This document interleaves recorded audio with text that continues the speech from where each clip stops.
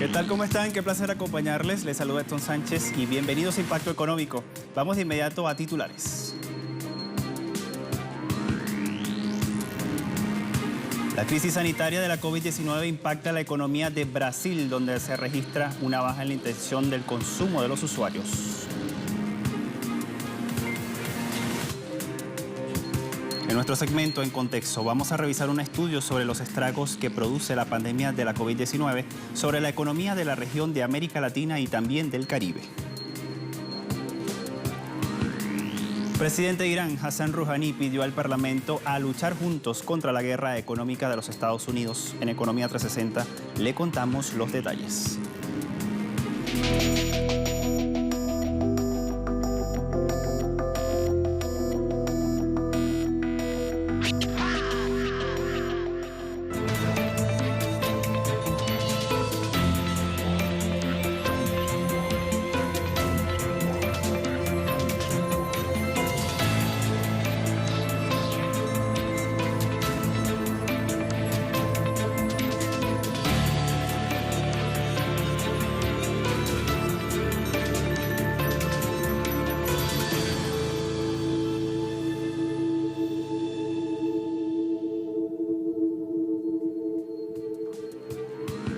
Entramos en materia. En Brasil el indicador de la intención del consumo se desplomó 13.1% en el mes de mayo debido a la crisis global por la COVID-19. En contraste con este mismo mes, pero del año 2019, cuando la baja fue del 13.7%. La Confederación Nacional del Comercio mide cada mes, desde 2010, el índice de intención de consumo de los brasileños en una escala de 0 a 200 puntos. Así el indicador pasó de 95.6 puntos en abril a unos 81.7 puntos en mayo, considerando los niveles menores a 100 como insatisfactorios por esta entidad. En ese contexto, la Confederación atribuyó la fuerte baja del indicador a los efectos económicos de la COVID-19, como la paralización de actividades, despidos masivos, el cierre de empresas y la reducción salarial. Según el responsable del estudio, Catarina Carneiro, la estadística reflejó una caída de 15.6% en las perspectivas profesionales, siendo uno de los 6 componentes del indicador. También el aumento del desempleo en un 12.2% en el primer trimestre de este año, alrededor de 12.9 millones de personas. El estudio estima que Brasil sufrirá una retracción económica del 5% por los efectos de la pandemia. En tanto, con las medidas de flexibilización económica, el país espera el pico de la curva de contagios entre junio y julio. Brasil posee 391.222 casos positivos y unos 24.512 muertes por la COVID-19.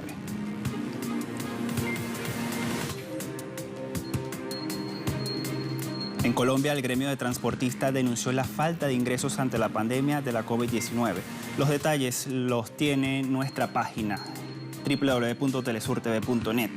El sector del transporte colombiano exigió al presidente Iván Duque decretar la reapertura de sus actividades económicas tras no contar con auxilios estatales para mantener el confinamiento por la COVID-19.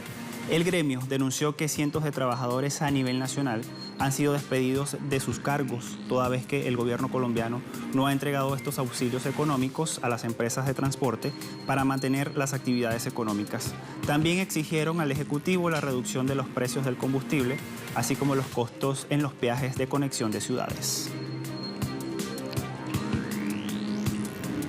En Nicaragua se está desarrollando un plan energético para el uso de la energía renovable para el año 2033. El presidente de la Empresa Nacional de Transmisión Eléctrica, Salvador Mansell, explicó que el programa estima en el corto, mediano y largo plazo el aumento de la demanda en los sectores productivos, el industrial y también el agroindustrial. Mansell indicó que con esta estrategia se observa que las plantas generadoras necesitan más tiempo con prioridad en las fuentes de energía limpia. En este sentido, el Ministerio de Energías y Minas señala que se van a necesitar 600 megavatios en la cuenca del río Grande de Matagalpa, más de 500 en la generación eólica. Igualmente detalló que estas cifras garantizan un plan confiable para los inversionistas. El desarrollo industrial del país ha sido dotado por unos 30 o 40 años más de energía. El Centro Estratégico Latinoamericano de Geopolítica, el CELAC, realizó un estudio sobre la situación social y política en la actual crisis por la COVID-19 en Chile. El CELAC realizó este estudio basado en 2.000 llamadas telefónicas a nivel nacional con un 95% de confianza.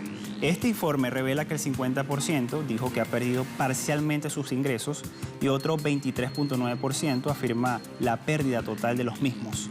A pesar de esta baja, 3 de cada 4 chilenos opina no estar de acuerdo con retomar las actividades para no perjudicar la economía. El 16% detalló como segunda meta el pago de sus deudas en los próximos años.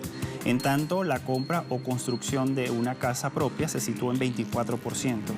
4 de cada 10 chilenos dijo que han tenido que acceder a créditos para poder financiar sus gastos.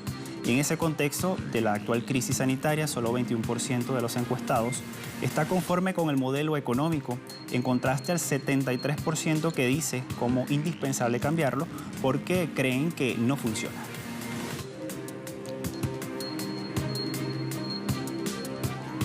Este miércoles en conferencia de prensa, el presidente de México, Andrés Manuel López Obrador, señaló que los ajustes al presupuesto de 2020 pretenden evitar manejos irregulares de los fondos públicos.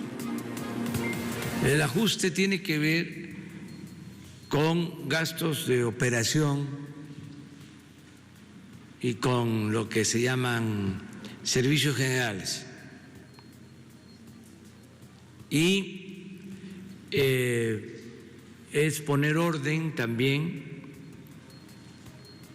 en el manejo discrecional del presupuesto a través de fideicomisos y de fondos.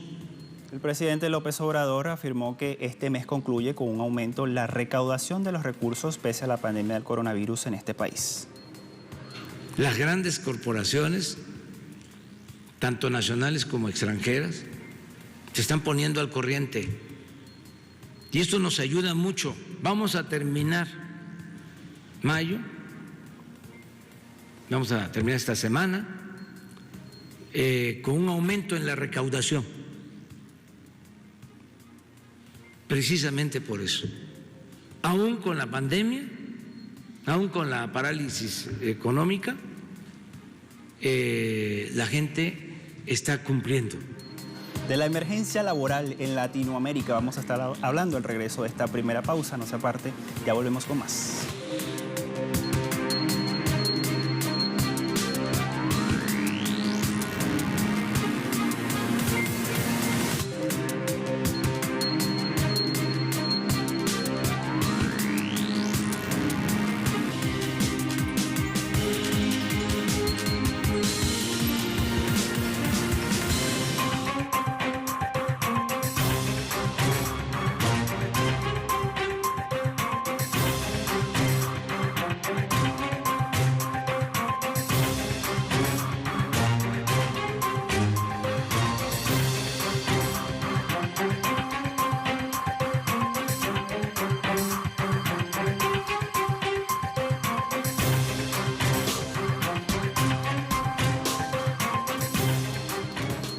La pandemia del coronavirus provocará en el presente año la mayor crisis económica que América Latina y el Caribe en su conjunto han experimentado en toda la historia. Lo revela así un trabajo de investigación del medio ruso Sputnik con base a datos de diversos organismos como la CEPAL y la OIT. Sus conclusiones a continuación. De acuerdo al medio ruso Sputnik, el Producto Interno Bruto de América Latina y el Caribe sufrirá una contracción de 5,3%, derrumbe que tendrá un impacto significativo en el mercado laboral con la destrucción de empleos, aumento de la desocupación y precarización de las condiciones de trabajo. La pandemia llegó a la región en un momento de debilidad y vulnerabilidad macroeconómica. En el decenio posterior a la crisis financiera mundial, es decir, entre los años 2010 y 2019, la tasa de crecimiento del PIB regional disminuyó del 6% al 0,2%, Mientras, en el periodo 2014-2019 se registró el menor crecimiento desde la década de 1950 con 0,4%. Por otra parte, en 2019, solo en Argentina, Brasil, Chile, Colombia, Ecuador, Uruguay, Bahamas y Barbados existía un seguro de desempleo. Los investigadores sostienen que el mundo del trabajo está muy afectado por la pandemia porque, además de ser una amenaza para la salud pública, se generan perturbaciones a nivel económico y social. Para 2020, la Comisión Económica para América Latina y el Caribe, la CEPAL, proyecta un aumento de la tasa de desocupación de al menos 3,4 puntos porcentuales hasta alcanzar una tasa de 11,5%, lo que equivale a más de 11,5 millones de nuevos desempleados. La Organización Internacional del Trabajo, la OIT, estima que esta crisis provocará una pérdida de alrededor del 10,3% de las horas de trabajo en el segundo trimestre de este año, lo que equivale a 31 millones de empleos a tiempo completo. Igualmente, el trabajo informal es la fuente de ingresos de muchos hogares de la región, donde la tasa media de informalidad es del 54%, según estimaciones de la OIT. Los trabajadores informales no tienen acceso a servicios de salud de calidad y, dadas las características de su trabajo, están más expuestos al contagio.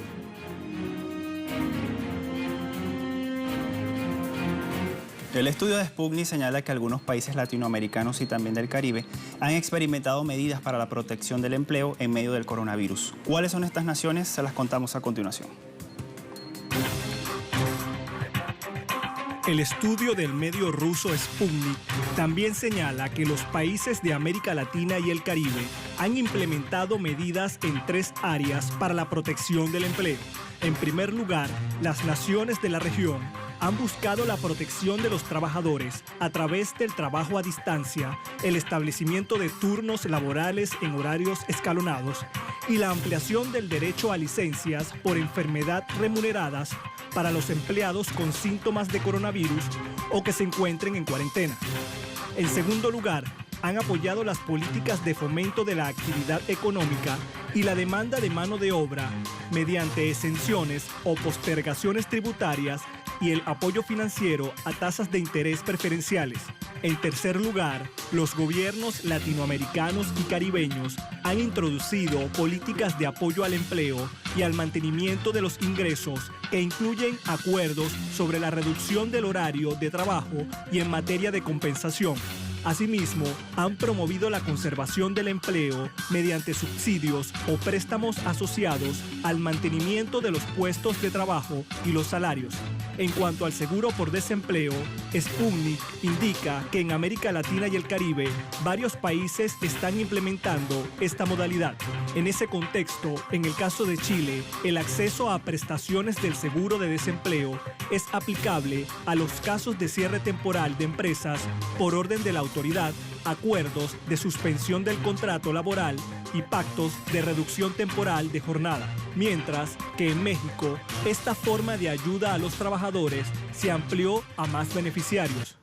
En cuanto a Brasil, el programa de emergencias para el mantenimiento del empleo y los ingresos incluye la reducción de la jornada de trabajo con preservación del salario mediante acuerdo individual o colectivo, pero esta modalidad permite que el empleador pueda reducir la jornada laboral y los salarios de los empleados de forma proporcional por un máximo de 90 días.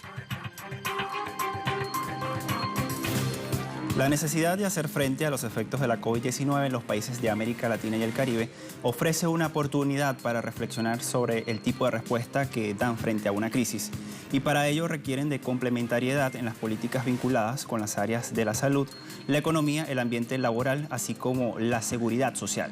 De acuerdo a los investigadores de Sputnik, dichas políticas tienen que tener plazos y atender en forma distinta según sectores, tamaño de las empresas o grupos vulnerables.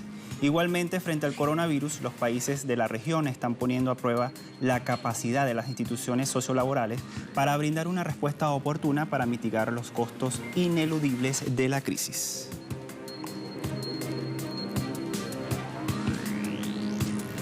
Vamos a establecer una segunda pausa. Al regreso hablamos de Irán y su lucha contra las sanciones de Estados Unidos.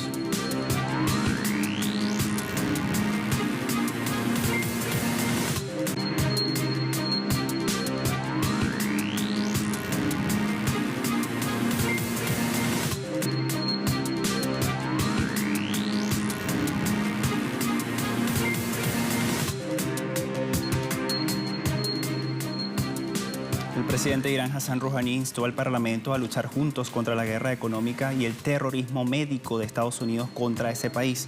Las declaraciones de Rouhani se producen durante la sesión inaugural de la 11ª legislatura del Poder Legislativo iraní. En mayo de 2018, Estados Unidos había roto el acuerdo nuclear con Irán y empezó a imponer sanciones al país persa, con el argumento de que Teherán seguía desarrollando armas nucleares. Las medidas coercitivas de Washington han impedido que el Banco Central iraní pueda liquidar las facturas de importación y exportación, ya que en dicha entidad financiera fue desconectada del sistema internacional de pagos interbancarios en noviembre de 2018 por presiones de la administración Trump. Por otra parte, Rouhani dijo que Irán se encuentra entre los países que han tenido éxito contra el coronavirus porque, según el presidente, el gobierno ha fortalecido los fundamentos del sistema médico. El 49% de los estadounidenses dice que recibirían una vacuna contra la pandemia de la COVID-19 si los científicos trabajan arduamente para crear una exitosa. Así lo revela una encuesta de AP y del Centro NORC para la Investigación de Asuntos Públicos. Asimismo, la encuesta encontró que el 31% simplemente no estaba seguro de si se vacunarían, mientras que otro 20% dijo que definitivamente se va a negar. Y entre los estadounidenses que dicen que no van a vacunarse, el 70% se preocupa por la seguridad porque temen que no se pruebe ampliamente en cuanto a los efectos secundarios. Y en ese contexto, expertos en la salud de la Universidad de Chicago señalan que todavía hay incertidumbre sobre los efectos secundarios de una posible vacuna, ya que se han creado mitos. Por otra parte, el sondeo arrojó que 72% de todos los estadounidenses creen que la vida no volverá a la normalidad sin una vacuna.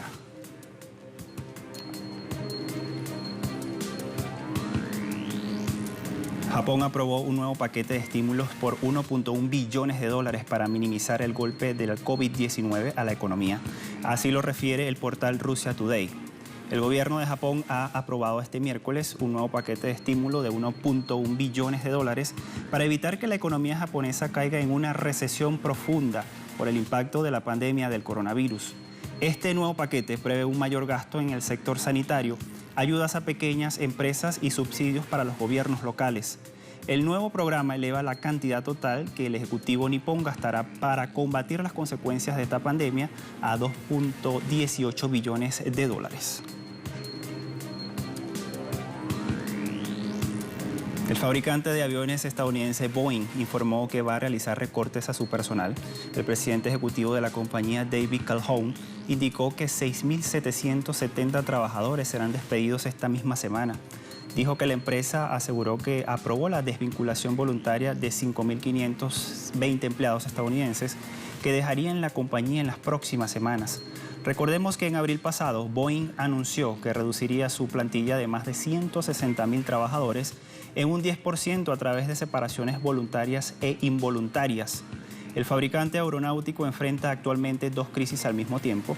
Por un lado está la pandemia del coronavirus y por el otro lado la puesta en tierra de sus aviones Boeing 737 MAX, de los cuales están inoperativos desde marzo de 2019.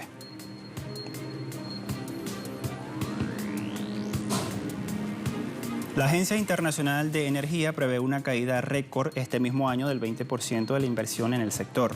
En su informe anual sobre las inversiones reveló que habrán pérdidas por casi 400.000 millones de dólares. Según el director ejecutivo de la agencia, Fatih Birol, luego de la crisis, el sector puede verse amenazado en el petróleo y con la transición a un sistema energético más sostenible. En este sentido, los efectos en baja de consumo en los precios y los impagos de facturas producirán pérdidas de casi $1 billón en los ingresos para las empresas del sector energético y de los estados. El sector del petróleo y gas tendrán una baja de 32% de la inversión, cerca de $250 millones. La agencia explicó que la baja en el petróleo por la pandemia, con 4.000 millones de personas en confinamiento, el consumo del oro negro cayó unos 25 millones de barriles diarios, en contraste al mismo mes de 2019. Y en cuanto al sector del gas, la retracción en el primer trimestre fue de 2%. La baja para la inversión en el carbón será de 15% y para la electricidad el 10% este mismo año.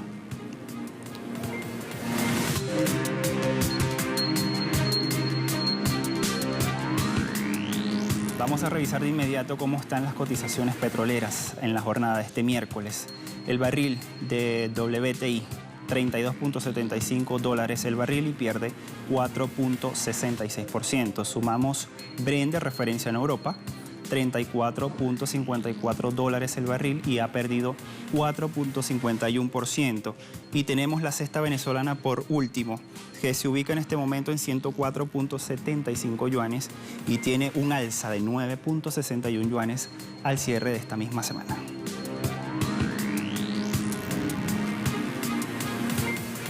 Con estos indicadores vamos a poner punto final a esta emisión de Impacto Económico. La invitación para que sigan nuestras redes sociales. A todos muchas gracias. Hasta la próxima.